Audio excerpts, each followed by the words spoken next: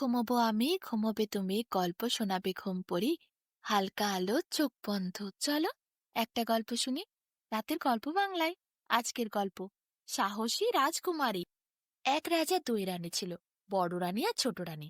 বড় রানীর চার ছেলে, কিন্তু ছোট রানীর কোনো ছেলেপুলে হয় নাই। ছোট রানীর মনে দুঃখ কষ্টে সীমা ছিল নাই।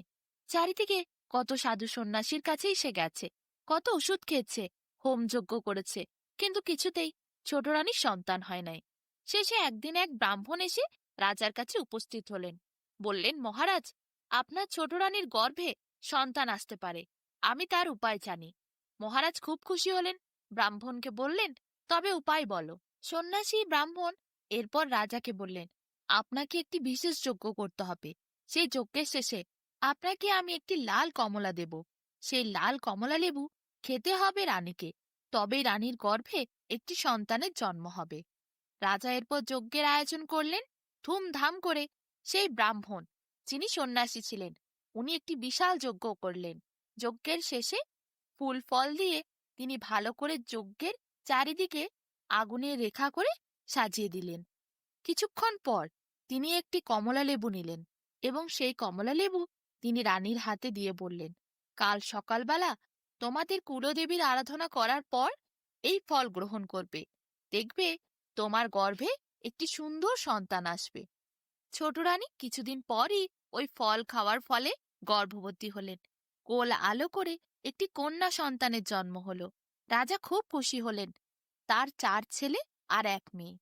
এই ছোট রানীর কন্যা, সে সকলের নয়নের মণি। তার চার দাদা খুব ভালোবাসত বোনকে। চারিদিকে খুশি আর আনন্দ যেন ঝলমল করে উঠেছিল রাজার রাজ্যে। কোনো দুঃখই ছিল না। রাজা সন্ন্যাসীকে কিন্তু প্রচুর পরিমাণে স্বর্ণ মুদ্রা দিয়েছিলেন, সন্ন্যাসীর ওই উপকারের জন্য। এরপর দিন কাটতে থাকে, বছরও পার হতে থাকে। চার রাজকুমার আর রাজকুমারী দিনে দিনে বড় হয়ে উঠেছে। রাজকুমারী পরমা সুন্দরী, আর রাজকুমাররা এক একজন রূপবান পুরুষ। তাদের দেখলে আর চোখ সরানো যায় না। অস্ত্রবিদ্যা থেকে পড়াশোনা, সবকিছুতেই তারা পারদর্শী। তীক্ষ্ণ বুদ্ধি তাদের পাঁচজনেরই। একবার চার ভাই ঠিক করে তারা দেশভ্রমণে যাবে। দেশভ্রমণে যাওয়ার জন্য তারা রাজার কাছে অনুমতি নিতে আসে। কিন্তু ছোট বোনটি সেই সময় রাজসভায় এসে বলে, দাদাদের সাথে সেও যেতে চায়। সেও দাদাদের মতো অস্ত্র শস্ত্র জানে। চার দাদারা তাকে সঙ্গে নিয়ে যেতে রাজি হয়। বোনের কথা তারা ফেলতে পারে না। রাজা এরপর অনুমতি দিয়ে দেয়। চার দাদা আর সঙ্গে ছোট্ট বোন দেশভ্রমণের জন্য এগিয়ে যায়। সঙ্গে রাজা অবশ্য অনেক লোকজন পাঠান। ধীরে ধীরে তারা সেই দেশ ছেড়ে অন্য দেশে পা দেয়। এইভাবে একটি দেশ থেকে অন্য দেশে, অন্য দেশ থেকে আরো অন্য দেশে, তারা বিভিন্ন দেশে ঘোরাঘুরি করতে থাকে। বহু বছর কেটে যায় এইরকম দেশভ্রমণ করতে করতে। দিন তারা একটি হঠাৎ করে অজানা দেশে এসে পৌঁছায়। সেই দেশে চারিদিকে কেমন অন্ধকার, কোনো আলো নেই। দিনের বেলা না রাতের বেলা তাই বোঝা যায় না। অনেক কষ্টে তারা মশাল জ্বালিয়ে দেখতে থাকে রাস্তাঘাট, ঘর বাড়ি, পথঘাট, কিন্তু কোনো লোক নেই সেই দেশে। কিছুক্ষণ পর তারা ঘোরাঘুরি করতে করতে লক্ষ্য করে সেই দেশের ঘাসও কেমন ফ্যাকাশে, নেই নদীতে জল। তাদের খুব তৃষ্ণা লাগে, কোথায় জল পাবে সেই জন্য তারা তৃষ্ণার্ত হয়ে চারিদিকে ছোটাছুটি করে। এমন সময় একটি অনেক বৃদ্ধ লোককে দেখতে পায়। তাকে বলে, আচ্ছা, আপনাদের দেশে কোনো আলো নেই কেন? ঘাসগুলো ফ্যাকাশে, নদীতে জল নেই। আমাদের খুব তৃষ্ণা লেগেছে, যদি একটু জল দেন খুব ভালো হয়। বৃদ্ধ লোকটি সকলকে একটি কুয়োর কাছে নিয়ে যায়। কুয়োর মধ্যে বালতি ফেলে জল তোলে, সেই জল সকলকে পান করতে দেয়। বৃদ্ধ লোকটি এরপর সকলকে জল পান করানোর পর বলে, তোমরা খাবার এখানে কোথাও পাবে না, চলো আমার বাড়িতে, আমি তোমাদের সকলকে খাওয়াবো। এত দয়া মায়া করুণা দেখে রাজকুমাররা আর রাজকুমারী খুব খুশি হয়, বৃদ্ধ লোকটির সাথে তার বাড়িতে যায়। সেখানে রাজকুমারী এবং রাজকুমারদের বৃদ্ধ লোকটি জানায়, এই দেশে একটি রাক্ষসী থাকে, তার অভিশাপে এই দেশের এই অবস্থা। আসলে এই দেশের রাজা খুবই দয়ালু ছিলেন, তাই তার প্রজারাও অনেক দয়ালু।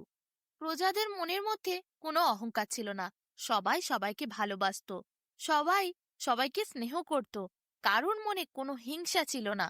কিন্তু রাক্ষসী হঠাৎ একদিন এই দেশে আসে, রাজাকে বন্দি করে, রাজপুত্রকে ঘুমের ওষুধ খাইয়ে ঘুমন্ত করে দেয়। সেই রাজপুত্র যে ঘুমিয়েছে আজ থেকে ৬-৭ বছর আগে, আজও সে ওঠেনি। রাক্ষসী এখন রাজপুরী দখল করেছে, রাজা রানী বন্দী হয়ে আছে, আর রাজকুমার সে আজও ঘুমের ওষুধ খেয়ে ঘুমন্ত অবস্থায়। রাজকুমারী এইসব কথা শুনে বলে, তাই নাকি? ওই রাক্ষসী কি অনেক ভয়ানক? লোকটি বলে, হ্যাঁ, খুবই ভয়ানক, অনেক কঠিন হৃদয় তার। সে যে কোনো মানুষকে পিষে মারতে পারে, পশু পাখিদের নৃশংসভাবে হত্যা করে। তাই তো আমাদের দেশের সব মানুষরা দেশ ছেড়ে চলে গেছে।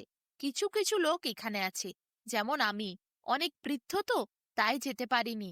আমার কোথাও যাওয়ার ক্ষমতা নেই, তাই এই দেশে পড়ে আছি। অনেক কষ্টে দিনগুলো কাটায়। বেশিরভাগ দেশবাসী রাক্ষসীর ভয়ে দেশ ছেড়েছে, আর এখানে সেরকম কেউ থাকে না। নদীতেও জল নেই। রাক্ষসীর জাদুতেই সব সবুজ ঘাস ফ্যাকাশে, গাছে ফুল ফোটে না, পাতা নেই এখানে গাছে, ভালো করে লক্ষ্য করে দেখো। রাজকুমারী বলে, তাই নাকি? তা আলো নেই কেন? তখন বৃদ্ধ লোকটি বলে, ওই রাক্ষসীর ভয়ঙ্কর মায়াবী জাদুতে চারিদিক অন্ধকার, কোথাও আলো ঢুকতে পারে না, আলোর প্রবেশ নেই এই রাজ্যে। চারটি রাজকুমার এরপর বৃদ্ধের মুখে এইসব কথা শুনে ঠিক করে তারা কালই দেশ ছাড়বে। কালকের দিনটা ভালো করে আয়োজন করে নিয়ে রাত্রিবেলা তারা বেরিয়ে যাবে অপর দেশের জন্য। এই দেশে থাকাটা সুরক্ষিত নয়, তাই যত সম্ভব তাড়াতাড়ি এই দেশকে পার করতে হবে তাদের। এরপর বৃদ্ধ লোকটির কাছে তারা আশ্রয় চায়। বৃদ্ধ লোকটি খুব দয়ালু ছিল বলে সকলকে আশ্রয় দেয়। রাজকুমারী আর রাজকুমাররা বৃদ্ধ লোকটির ঘরে শোয়, আর বাকি দারোয়ানরা সবাই বাইরে তাঁবু খাটিয়ে শুয়ে যায়। সেই রাতটা তারা সেইভাবেই পার করে। পরের দিন ভোর ভোর যখন রাজকুমাররা খোঁজ করে বনের, তখন দেখতে পায় আশেপাশে কোথাও বন নেই। রাজকুমারী তখন চলে গেছে সেইখানে যেখানে রাক্ষসী থাকত, সেই রাজপুরীতে। রাজকুমারীর মনে সারা রাত শান্তি ছিল না। সে ভাবছিল রাজকুমারকে তাকে বাঁচাতেই হবে। কেন যে এই চিন্তা তার মনে এলো সে জানত না। অদ্ভুত একটা টান যেন কাজ করছিল। তাই সারা রাত চিন্তা করার পর সে ভোর ভোর বেরিয়ে গেছিল রাজকুমারকে বাঁচাতে, রাজকুমারকে সেই ঘুম থেকে ভাঙাতে, আর ওই রাক্ষসীকে বধ করতে। রাজকুমারী অনেক অস্ত্রবিদ্যা শিখেছিল। সে খুবই তীক্ষ্ণ বুদ্ধি সম্পন্ন ছিল, আর অনেক নির্ভীক সাহসীও ছিল। তাই সে দাদাদের কিছু না বলে তার সাদা ঘোড়া নিয়ে, হাতে তরবারি নিয়ে একাই বেরিয়ে পড়ে। ঘোড়া ছুটিয়ে সে সেই রাক্ষসীর রাজপুরীর কাছে গিয়ে পৌঁছায়, যে রাজপুরী সে দখল করে রেখেছিল। সেখানে দেখে চারিদিকে অন্ধকার, কোথাও বিন্দুমাত্র আলো প্রবেশ করতে পারেনি। কালো মেঘে গোটা রাজপুরী যেন ঢাকা। এরপর সাদা ঘোড়াটিকে একটি গাছের পাশে রেখে রাজকুমারী তরবারি হাতে নিজেই প্রবেশ করে ভেতরে। চারিদিকে ঘুরে দেখে কোথাও রাক্ষসী নেই। এরকম সময় হঠাৎ করে একটি সুন্দর গোলাপি প্রজাপতি সে উড়তে উড়তে রাজকুমারীর হাতের কাছে এসে বসে আর বলে, তুমি এখানে কেন এসেছ? রাক্ষসী অনেক ভয়ঙ্কর, তোমাকে মেরে দেবে তো। রাক্ষসী আমাকে মারতে পারবে না, আমি ওকে মারতে এসেছি। প্রজাপতির দিকে তাকিয়ে রাজকুমারী উত্তর দেয়। প্রজাপতি রাজকুমারীর চোখে এত সাহস দেখে অবাক হয়, বলে, সত্যি তুমি এই রাক্ষসীর হাত থেকে আমাদের এই দেশকে মুক্ত করতে পারবে? রাজকুমারী বলে, পারবো, তাই তো এসেছি। প্রজাপতি বলে, সাবধান, তুমি কিন্তু লড়াই করে রাক্ষসীকে মারতে পারবে না। রাক্ষসীকে মারতে গেলে একটি বিশেষ উপায় আছে, সেই উপায়েই তোমাকে মারতে হবে। প্রজাপতির দিকে তাকিয়ে অবাক হয়ে রাজকুমারী বলে, কেন, আমি তার সাথে যুদ্ধ করে জিততে পারবো না? প্রজাপতি বলে, না, তার প্রাণভোমরা এখানে নেই, সেই শুকনো নদীর মাটির নিচে আছে, তোমাকে সেখানে যেতে হবে। তরবারি দিয়ে নদীর মাটিকে কেটে দুভাগে ভাগ করতে হবে, তাহলেই দেখবে একটি কৌটো পাবে। সেই কৌটোর মধ্যে কালো প্রাণভোমরা আছে। সেই ভোমরাটিকে যদি তুমি মারতে পারো তাহলে রাক্ষসী নিজেই মারা যাবে, এই দেশ মায়ামুক্ত হবে, সবাই আবার আগের মতো হয়ে যাবে। তাড়াতাড়ি করে রাজকুমারী প্রজাপতিকে নিয়ে সেই শুকনো নদীর কাছে যায়। সেখানে সে তার তরবারি দিয়ে নদীর মাটিকে দুভাগে ভাগ করে। তারপর একটি হঠাৎ করে ফাটলের সৃষ্টি হয়। সেইখানেই দেখা যায় একটি কৌটোর মধ্যে রয়েছে কালো ভ্রমর। প্রজাপতি তাড়াতাড়ি রাজকুমারীকে বলে, ওই ভ্রমরকে তুলে নিয়ে এসে পিষে মারো, তাহলে রাক্ষসী নিজে নিজেই মারা যাবে। রাজকন্যা তখন হাতে করে কৌটো তুলে ওই কালো ভ্রমরকে হাতে নেয়। রাক্ষসী সেইটি আগে থেকে আভাস পেয়ে হঠাৎ করে সেখানে এসে উপস্থিত হয়।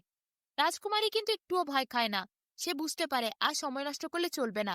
রাক্ষসী তার ওপর আঘাত করার আগেই তাকে কালো ভ্রমরকে মেরে দিতে হবে। এরপর সে হাতে করে পিষে কালো ভ্রমরকে মেরে ফেলে। রাক্ষসী রাজকন্যার দিকে ছুটে আঘাত করতে আসে, কিন্তু মুহূর্তের মধ্যেই সে জ্বলতে শুরু করে।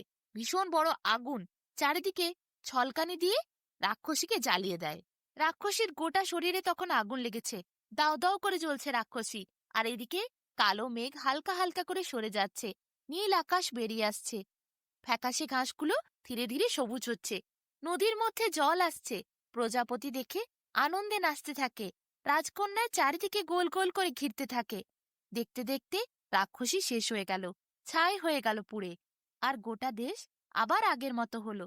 গাছে সবুজ পাতা এলো, ফুল ফুটলো, ফল হলো, নদীর জল ছলছল করলো, মেঘেরা সব আকাশে ভাসছিল, সবাই যেন হাসছিল।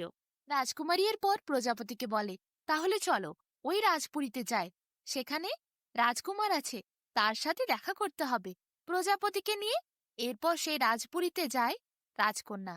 সেখানে গিয়ে দেখে রাজকুমার, রাজা, রানী সবাই মুক্ত হয়েছে, চারিদিকে খুশির জোয়ার। প্রজাপতি এরপর সকলকে বলে, রাজাকে, রানীকে, রাজকুমারকে, যে এই অসম্ভবকে সম্ভব করেছে এই রাজকুমারী। উনি অনেক সাহসী, অনেক নির্ভীক। রাজকুমার এরপর রাজকুমারীকে দেখে মুগ্ধ হয়। রাজকুমারকেও দেখে রাজকুমারীর কেমন একটা ভালো লেগে যায়। সেই অদ্ভুত টানটা যেন রাজকুমারকে দেখার পর আরো বেড়ে যাচ্ছিল। রাজকুমারী কিছু একটা অনুভব করছিল, কিন্তু স্পষ্ট বুঝতে পারছিল না এই টান কিসের, সেটা সে এখনো খেয়াল করে উঠতে পারছিল না। এদিকে রাজকুমার, সেও যেন ভালোবাসার গভীর সমুদ্রের মধ্যে ধীরে ধীরে ডলে পড়ছে। রাজা রানী দুজনেই রাজকুমারীর কাছে ছুটে এসে বলে, ধন্যবাদ মা, তোমার জন্য আমাদের রাজ্য আবার আগের মতো হলো। দেশের পর প্রজারা সবাই ফিরে আসবে, আগের মতো আমাদের দেশ হাসছে, চারিদিকে নীল আকাশ, সবুজ মাঠ, সবুজ ঘাস, নদীও জলে ছলছল করছে। রাজকুমারী খুব খুশি হয়। সে বলে, আমি ধন্য হয়েছি আপনাদের রাজ্যকে আবার আগের মতো করতে পেরে, রাক্ষসীকে বধ করে। রাজা আর রানী রাজকুমারীকে অনেক আশীর্বাদ করে। এমন সময় রাজকুমারীর মনে পড়ে তার চার দাদার কথা। সে তাড়াতাড়ি ঘোড়া ছুটিয়ে সেই চার দাদার কাছে যায়। চার দাদাও অবাক হয়ে সেখানে মাথায় হাত দিয়ে বসেছিল। এ কি, কাল রাতে তো এই রাজ্যে ঘোর কালো মেঘে ঢাকা ছিল, কোথাও বিন্দুমাত্র আলো ছিল না, চারিদিকে শুধু শুকনো খাঁ খাঁ করা জায়গা, কোথাও একটুও জলের বিন্দু মাত্র নেই। কিন্তু আজ অপূর্ব সুন্দর নগরীতে পরিণত হয়েছে। কি সুন্দর জায়গাটা, ফুলে ফলে ভরে উঠেছে, চারিদিকে নীল আকাশ, তাকালেই যেন চোখ সরাতে মন চায় না। মেঘেরা যেন ওপর থেকে হাসছে। রাজকুমাররা এইসব অদ্ভুত ব্যাপার দেখে মহাভাবনায়। তারা তো অবাক, এই কাল একরকম দেখলাম, আজ আবার অন্যরকম। এমন সময় হঠাৎ করে সাদা ঘোড়া ছুটিয়ে টকবক করতে করতে রাজকুমারী এসে উপস্থিত হয়। সে তার দাদাদেরকে সব কথা বলে। রাজকুমারীর সাহস দেখে দাদারা সত্যিই খুব খুশি হয়, বোনের ওপর গর্ববোধ করে। রাজা আর রানী দুজনেই এরপর সেই চার রাজকুমারকে আর রাজকুমারীতে তাদের রাজপুরীতে নিয়ে যায়, আতিথেয়তা দেয়, ভালো করে অতিথিদের সেবা করে। চার রাজকুমার এবং রাজকুমারী রাজা রানীর এত যত্ন আর আদর পেয়ে খুব খুশি হয়। তারা বেশ কিছুদিন সেখানে কাটায়, তারপর নিজের বাড়ি ফিরে যায়। কয়েকদিন পর সেই দেশের রাজা রানী আর রাজকুমার আসে রাজকুমারীর রাজ্যে। সেই দেশের রাজকুমারের পিতা মানে রাজা রানী রাজকুমারীর পিতামাতাকে বলে তারা রাজকুমারীকে পুত্রবধূ করতে চায়। তা শুনে রাজকুমারীর পিতামাতা খুবই খুশি হয়। এরপর চার হাতকে এক করে দেয় রাজা রানীরা মিলে। তারপর তারা সুখে শান্তিতে নতুন জীবন শুরু করে।